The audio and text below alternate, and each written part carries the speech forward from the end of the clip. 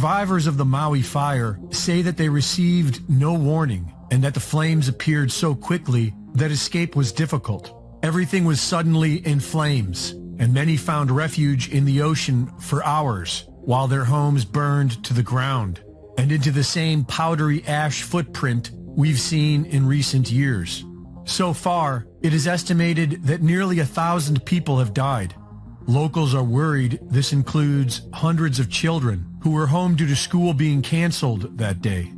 Several people are reporting that the government is not only doing little to help, but they are blocking local efforts to do so and are not allowing local donations through, and that they are blocking life-saving medicine because it isn't federally approved. Denying people access to bring in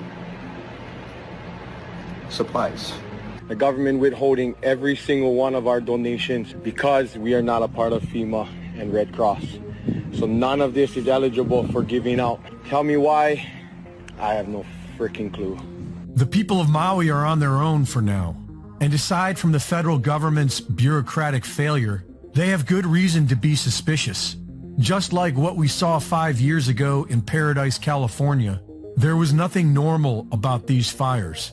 Within a day of burning, it was like a bomb went off. When you see the full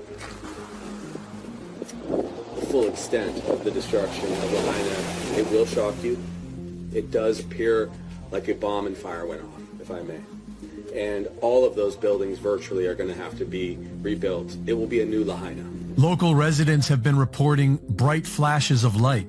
One was captured by a home security camera that appears to have been the start of the Olinda fire. Many people are saying that it was directed energy weapons.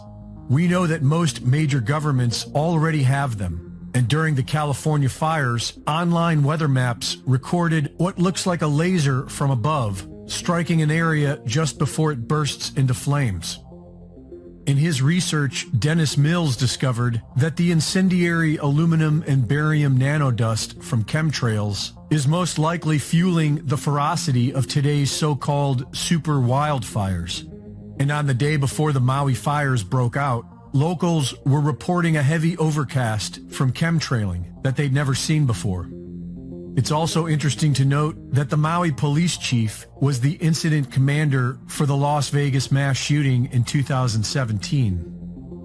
Lahaina is considered to be a historic and sacred land. It was the capital of the Kingdom of Hawaii before it was taken by the United States.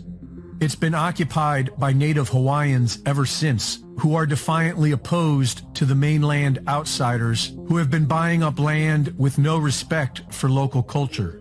Not just BlackRock and Vanguard, but billionaires like Mark Zuckerberg, who owns more land on Kauai than what the government of Kauai owns, and Oprah Winfrey, who has bought over 1,000 acres of land in Hawaii, including a new 870 acres in Maui she just bought this spring. In 2018, the Paradise wildfires broke out exactly where the United Nations have plans to somehow make off-limits to humans.